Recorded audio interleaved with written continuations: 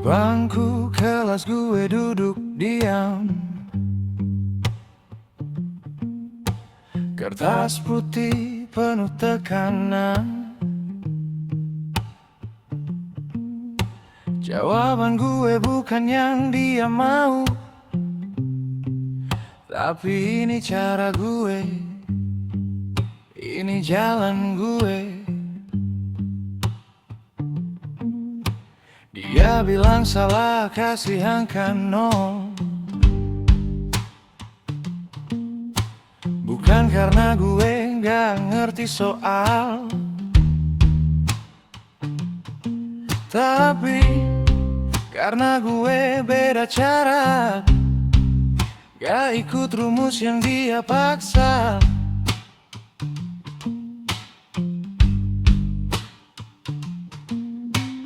Gue cuma nenggok ke teman-teman, dengan suara pelan gue nanya,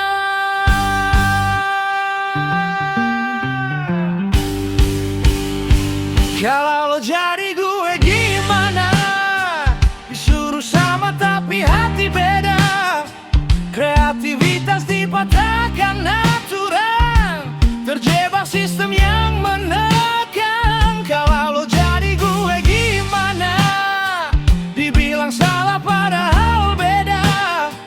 Ini bukan tentang benar atau salah, tapi siapa yang berani jadi dirinya.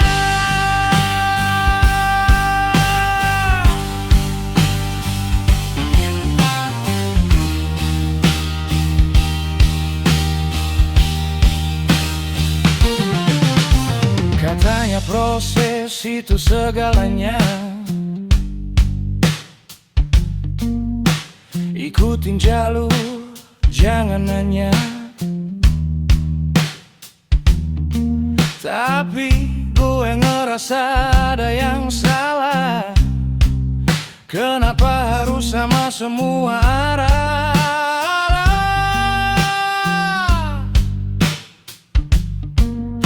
Sekolah jadi kotak besar,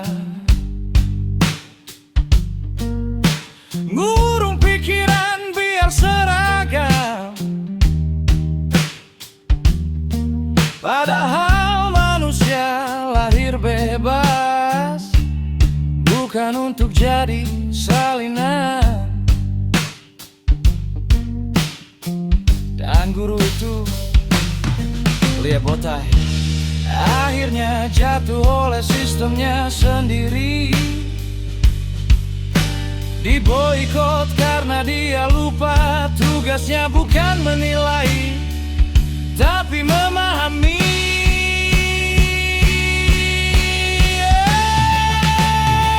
Kalau lo jadi gue gimana? Disuruh sama tapi hati beda, kreativitas dipatahkan aturan, terjebak sistem yang menekan. Kalau lo jadi gue gimana? Dibilang salah padahal beda. Ini bukan tentang benar atau salah, tapi siapa yang berani jadi dirinya.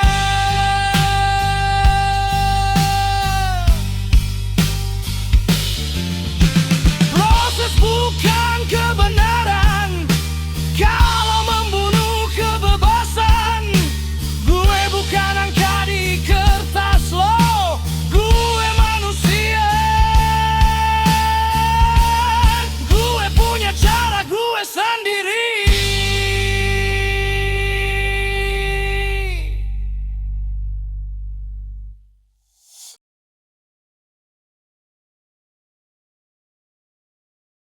Hari ini kita bakal ngebedah sumber yang menurutku super provokatif, yang emang didesain buat ngedobrak cara kita mikir. Kita bakal ngeksplorasi sebuah filosofi radikal sebagai the power of non-potential. The power of non-potential. Menarik. Iya, kita bakal telusuri gimana sih kepatuhan buta sama aturan itu nggak cuma matiin kreativitas, tapi dalam situasi tertentu bisa berubah jadi sesuatu yang sangat mematikan. Dan misi kita hari ini cukup radikal ya. Sangat radikal. Intinya, kita mau menguliti bahaya tersembunyi dari satu hal yang paling diagungkan oleh masyarakat, sekolah, dan dunia kerja kita, yaitu kepatuhan buta pada yang namanya proses. Ini premis yang sangat tajam sih. Karena secara konvensional, kita selalu diajarkan bahwa proses adalah kunci. Tapi gagasan utama dari sumber yang kita bedah ini justru memutarbalikkan logika itu. Bikin kita mikir ulang semuanya. Benar, ada satu kalimat pembuka dari slide materinya yang sangat menohok. Kalimatnya cuma, mengapa proses bisa membunuh kita? Merinding dengernya. Dan kata membunuh di sini bukan sekedar kiasan poetis loh. Ini benar-benar punya konsekuensi literal yang akan kita bahas nanti. Nah, buat kamu yang dengerin obrolan ini yang mungkin sering ngerasa kayak ada yang salah dengan rutinitas atau aturan kaku di kantormu, tapi nggak tahu cara jelasinnya gimana, materi ini bakal bikin kamu mengangguk-angguk. Pasti. Mari kita mulai dari sebuah insiden yang kayaknya sepele, tapi sebenarnya ini tuh semacam origin story yang sangat kuat.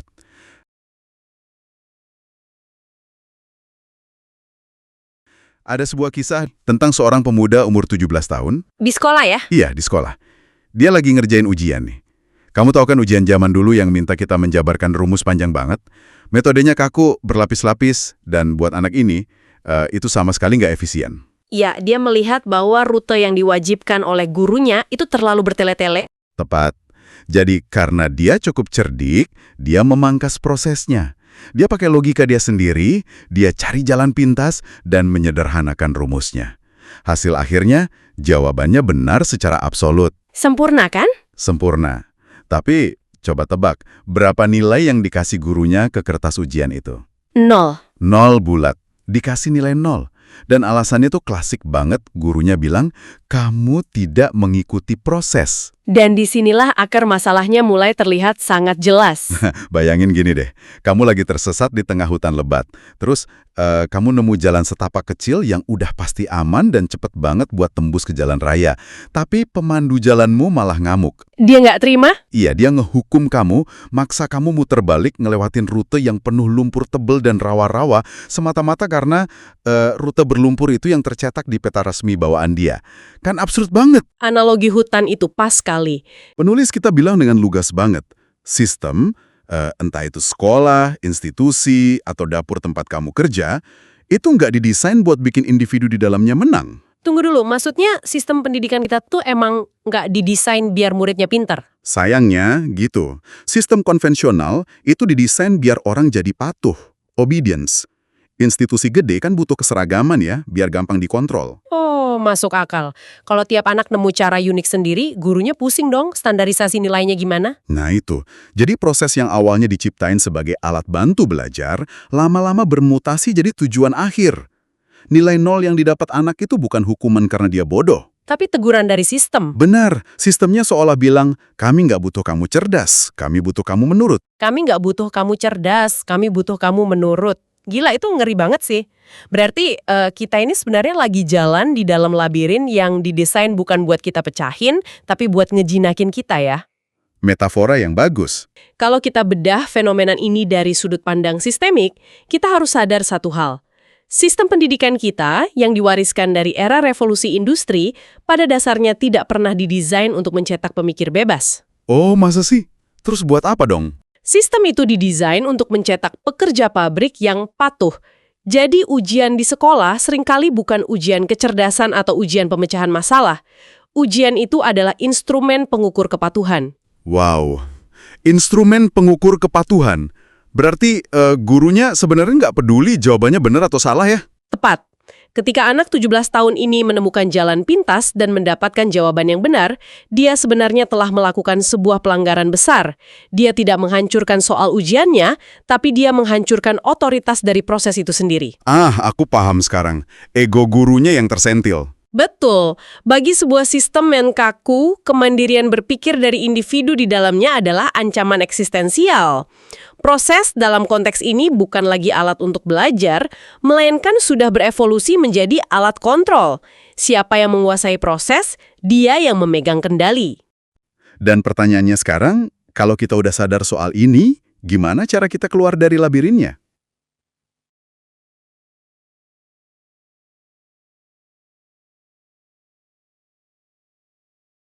kalau baca karakter penulisnya di sumber kita ini, dia jelas bukan tipe yang bakal nunduk pasrah aja dapat nilai 0 kan?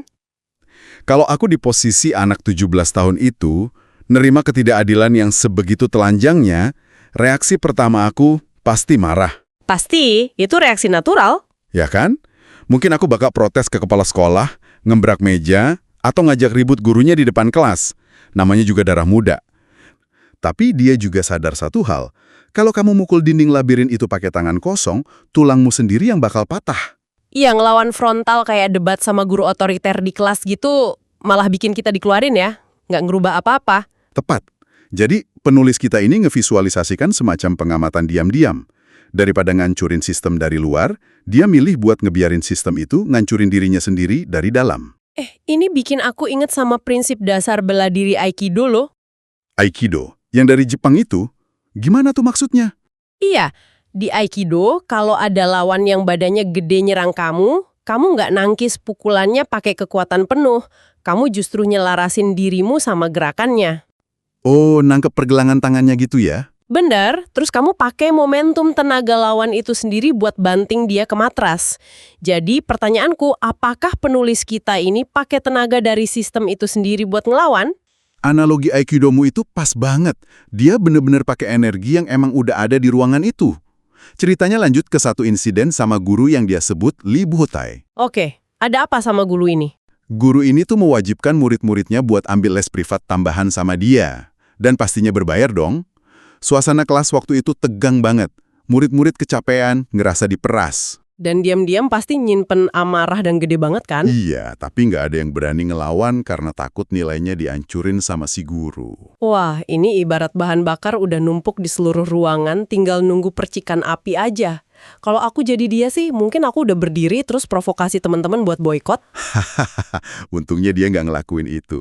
Yang dia lakuin justru jauh lebih halus. Apa yang dia lakuin emangnya? Disinilah kecerdasan psikologisnya main.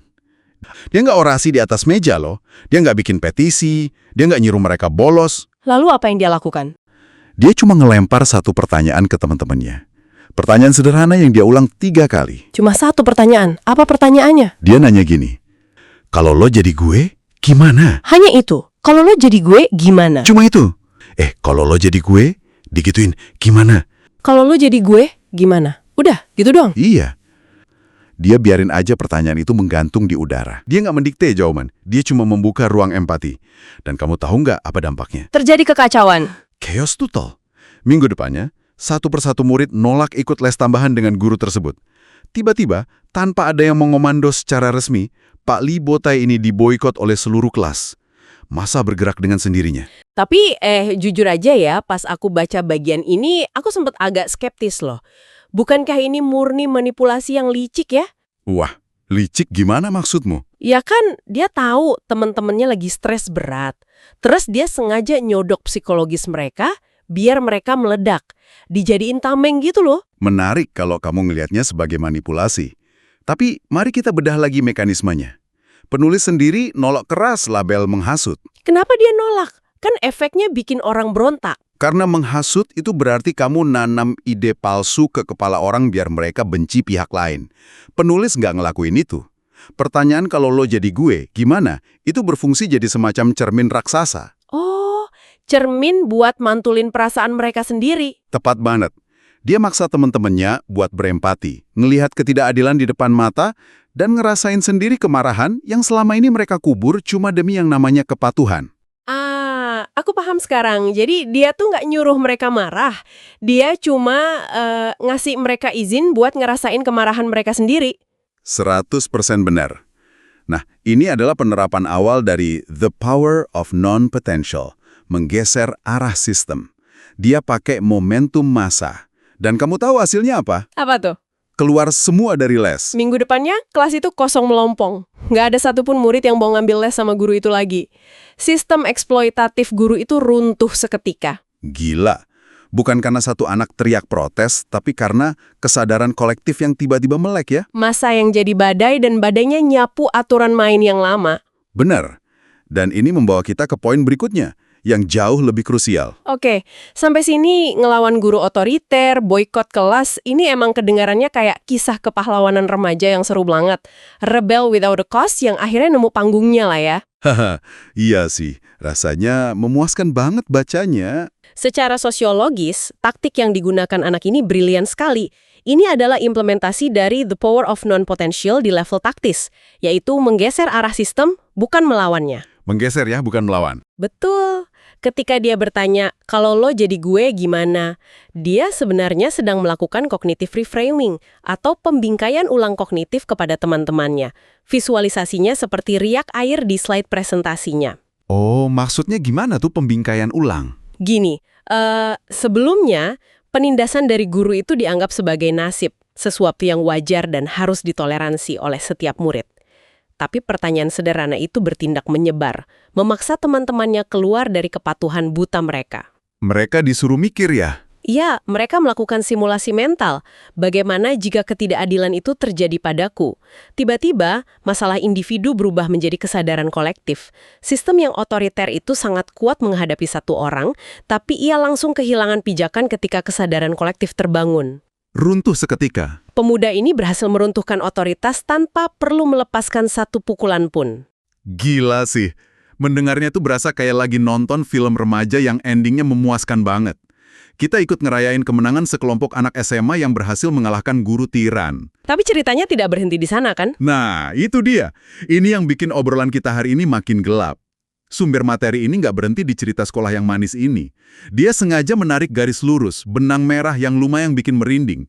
Dari insiden di ruang kelas itu, langsung ke skenario dunia nyata. Ya, transisi yang sangat drastis. Skenario di mana taruhannya bukan lagi sekedar nilai ujian.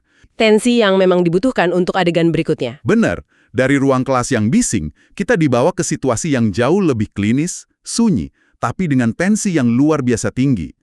Ruang perawatan rumah sakit. Bayangkan suasananya. Coba kamu bayangin, ada di satu titik, nyawa seorang pasien, seorang anak, sangat bergantung pada hasil analisis data genom di layar komputer dokternya. Di layar itu, progres bar analisisnya bergerak sangat-sangat lambat. Dan setiap detiknya sangat krusial. Banget. Di momen krisis seperti itu, waktu bukan lagi dihitung pakai jam atau menit. Setiap detik keterlambatan adalah persentase kemungkinan hidup yang menguap begitu aja. Mengikuti proses analisis yang panjang dan kaku, di momen ini bukan lagi hal yang nyebelin kayak di sekolah. Melainkan berakibat fatal. Berubah jadi sesuatu yang mematikan. Tapi tunggu, bentar. Aku mau agak pushback sedikit di bagian ini. Boleh ya? Tentu, silahkan. Apa yang mengganjal pikiranmu? Gini, ide soal mengabaikan proses ini kedengarannya emang keren. Rebel, revolusioner gitu ya buat anak sekolahan. Tapi kalau kita bawa ke dunia profesional yang punya resiko tinggi, kayak dunia medis atau penerbangan komersial, rasanya agak naif nggak sih kalau kita bilang proses itu buruk? Memang terdengar kontradiktif pada awalnya. Maksud aku, daftar periksa atau SOP sebelum pesawat lepas landas itu kan dibikin justru buat menyelamatkan nyawa. Kalau dokter bedah nggak ngikutin proses sterilisasi, pasiennya bisa mati infeksi dong. Bukankah di dunia nyata, kita justru sangat butuh proses yang ketat? Itu poin yang sangat kritis dan keraguan kamu itu sangat beralasan. Ini adalah reaksi paling natural ketika orang pertama kali dihadapkan pada kritik terhadap proses. Kita semua sepakat bahwa SOP operasional, daftar periksa pilot, itu fondasi peradaban modern. Nah, iya kan? Tapi, mari kita bedah argumen terdalam dari sumber ini. Yang diserang di sini bukanlah keberadaan proses itu sendiri. Terus apa dong? Melainkan fenomena kepatuhan buta terhadap proses tersebut. Ada satu dogma fundamental dalam materi ini, yaitu proses tidak sama dengan kebenaran. Proses is not equal to truth. Proses tidak sama dengan kebenaran, oke. Proses itu pada hakikatnya hanyalah sebuah alat. Sebuah peta yang dibuat pada masa lalu untuk menavigasi masa depan. Masalahnya muncul ketika seorang profesional, entah itu dokter atau insinyur, menjadi sangat memuja peta tersebut sehingga mereka berhenti melihat jalanan di depannya. Oke, pelan-pelan. Berhenti melihat jalanan. Maksudnya gimana? Bayangkan skenario dokter dan data genom tadi. Dalam kondisi krisis, otak manusia rentan mengalami apa yang disebut cognitive tunneling. Kita panik, lalu kita berlindung di balik prosedur yang sudah ada, karena itu terasa aman bagi kita secara profesional. Cari aman ya? Tepat. Jika progres bar analisis komputer butuh waktu 3 hari, karena SOP-nya memang begitu dari pembuat sistemnya, sementara si anak diprediksi hanya bisa bertahan 3 jam, apa yang akan terjadi? Waduh. Seorang dokter yang terjebak dalam kepatuhan buta akan diam saja menunggu komputer selesai. Kenapa? Karena proses membebaskan dia dari tanggung jawab moral. Astaga. Jadi, dia bisa dengan gampang bilang, saya sudah melakukan semuanya sesuai prosedur. Persis. Dia akan berkata, saya sudah mengikuti semua SOP, bahkan ketika pasien yang meninggal di depannya. Proses menjadi tameng. Proses menjadi alasan pembenar atas kegagalan menyelamatkan nyawa. Gila.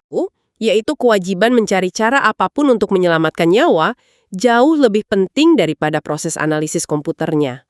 Oh, aku mulai paham bedanya. Dulu, bagi anak umur 17 tahun, taruhannya cuma nilai 0 di rapor.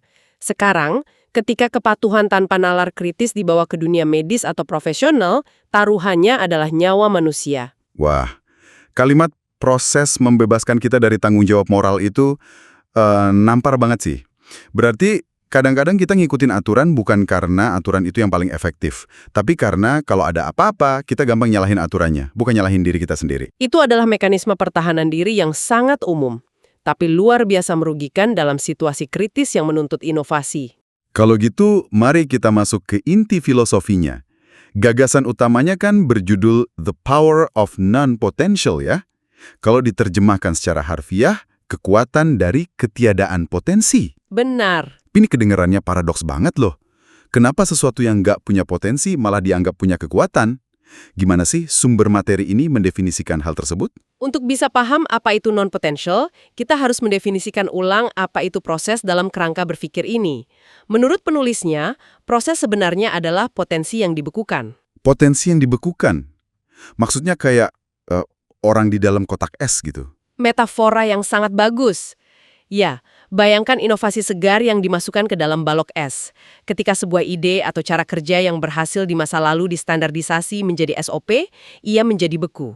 Supaya awet ya? Betul. Ia aman, terstruktur, terprediksi, tapi sangat terbatas. Kamu tahu persis kalau kamu melakukan A, hasilnya pasti B. Karena ia bisa diulang ribuan kali, ia tidak pernah bisa menghasilkan sesuatu yang benar-benar baru. Sesuatu yang beku tidak bisa bergerak leluasa. Nah, terus non-potensial ini posisinya di mana? Non-potential bukanlah ketiadaan kemampuan atau kondisi lemah tanpa daya. Sama sekali bukan.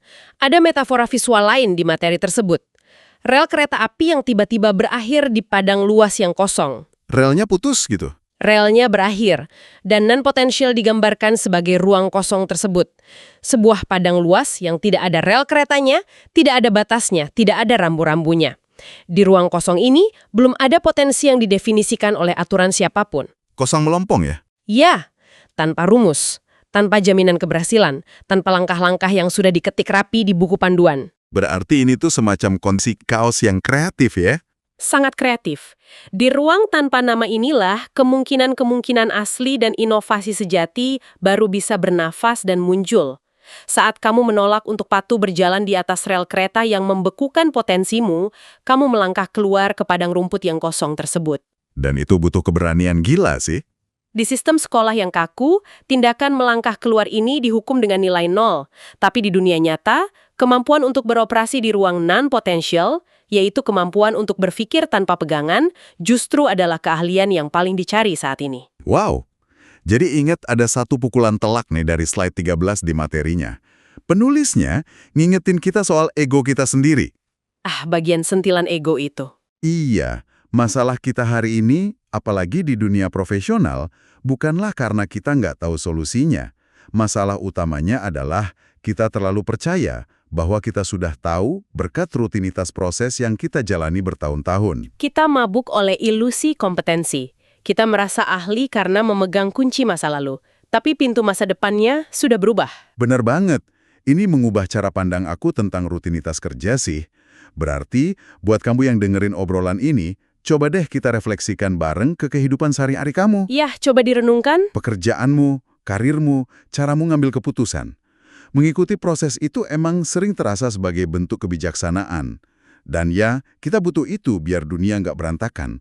Tapi, diskusi kita hari ini ngasih peringatan keras. Selalu ada titik kritisnya. Betul, ada titik di mana kebijaksanaan itu diam-diam bermutasi menjadi keterbatasan. Apalagi di era sekarang, dunia udah nggak kekurangan orang pinter yang sekedar patuh. Dunia ini krisis orang yang berani berpikir telanjang tanpa pegangan. Mengandalkan proses adalah jalan yang nyaman, tapi tidak melahirkan terobosan. Kalau kita tarik benang merah dari semua obrolan ini, dari pemuda umur 17 tahun yang dapat nilai 0, ke dokter yang terjebak progres bar lambat, sampai ke filosofi padang kosong tanpa batas, ini menyisakan satu pertanyaan besar. Pertanyaan penutup dari materinya? Aku mau kutip kalimat penutup dari slide 15 materi ini buat ninggalin rasa nggak nyaman yang produktif buat kamu. Kalimatnya gini, atau kamu akan tetap aman di dalam sesuatu yang diam-diam membatasi kamu. Itu kutipan yang sangat provokatif. Dan bagi pendengar yang mungkin mulai berpikir untuk melangkah keluar dari kenyamanan proses hari ini, saya ingin meninggalkan satu pemikiran baru untuk kalian renungkan. Silakan. Jika keberanianmu melangkah keluar dari proses hari ini berhasil melahirkan sebuah inovasi besar atau kebenaran baru, bagaimana caramu memastikan bahwa inovasimu itu tidak membeku dan berubah menjadi proses kaku yang kelak akan memenjarakan generasi setelahmu? Wah, sumpah, itu ironi yang nyata banget. Jawaban hari ini bisa jadi penjara di masa depan. Biarkan pertanyaan itu mengendap di kepala kamu. Sampai jumpa di obrolan kita berikutnya. Gue punya cara gue sendiri.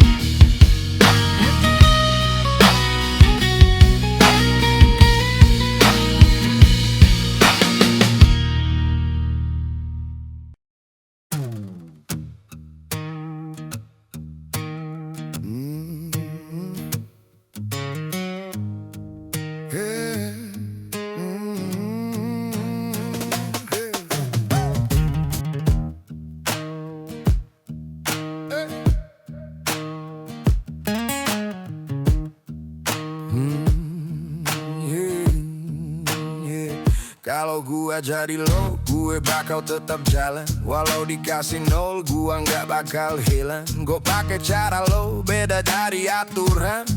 Tapi tetep bawa hati, tetep bawa nyala. Gue denger lo bilang ke teman-teman, kalau lo jadi gue gimana? Gue jawab kita bakal belalo, biar dunia nggak bikin lo patah. Kalau gue jadi lo, gue bakal lo lawan, biar kreativitas gak dikekang. Proses itu nggak selalu benar, tapi hati lo bisa tetap bebas bergerak. Kalau gue jadi lo, gue bakal bilang, lo bukan angka, lo manusia yang terang. Jalan sendiri itu nggak salah, asal berani tetap jadi diri sendiri. Yeah. Sekolah ini kadang bikin bingung, murung ide semua harus satu jalur. Tapi lo nunjukin masih ada cahaya, bebas berpikir meski mereka bilang jangan. Gue bareng lo walau sistem menekan, kita bakal nyuarain kreativitas nggak boleh dipadamkan. Kalau gue jadi lo, gue bakal terus maju. Meski dunia bilang salah, kita tetap punya jalan baru. Kalau gua jadi lo, gue bakal melawan, biar kreativitas nggak dikekang. Proses itu nggak selalu benar, tapi hati lo bisa tetap bebas bergerak. Kalau gua jadi lo, gue bakal bilang, lo bukan angka, lo manusia yang terang. Jalan sendiri itu nggak salah, asal berani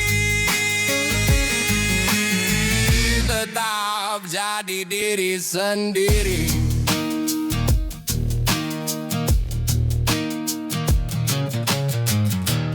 Kalau gue jadi lo, gue bakal tetap jalan. Walau dikasih nol, gue nggak bakal hilang.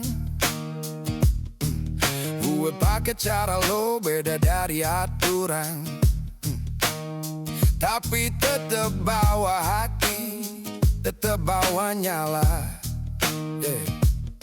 Gue denger lo bilang ke temen-temen, kalau lo jadi gue gimana? Gue jawab kita bakal belalu, biar dunia nggak bikin lo patah. Kalau gue jadi lo, gue bakal melawan, biar kreativitas nggak dikekang. Proses itu nggak selalu benar, tapi hati lo bisa tetap bebas bergerak. Kalau gua jadi lo, gue bakal bilang, oh, lo bukan angka, lo manusia yang terang. Oh, jalan sendiri itu nggak salah, asal berani tetap jadi diri sendiri. Sekolah ini kadang bikin bingung, murung ide semua harus satu jalur, tapi lo nunjukin masih ada cahaya. Bebas berpikir meski mereka bilang jangan. Gue bareng lo walau sistem menekan. Oh, kita bakal nyuarai kreativitas, gak boleh dipadamkan. Kalau gue jadi lo, gue bakal terus maju, meski dunia bilang salah. Kita tetap punya jalan baru. Kalau gua jadi lo, gue bakal melawan, biar kreativitas gak dikekang. Proses itu gak selalu benar, tapi hati lo bisa tetap bebas bergerak. Kalau gua jadi lo, gue bakal bilang, oh, lo bukan angka, lo manusia yang terang. Jalan sendiri itu gak salah, asal berani tetap jadi diri sendiri.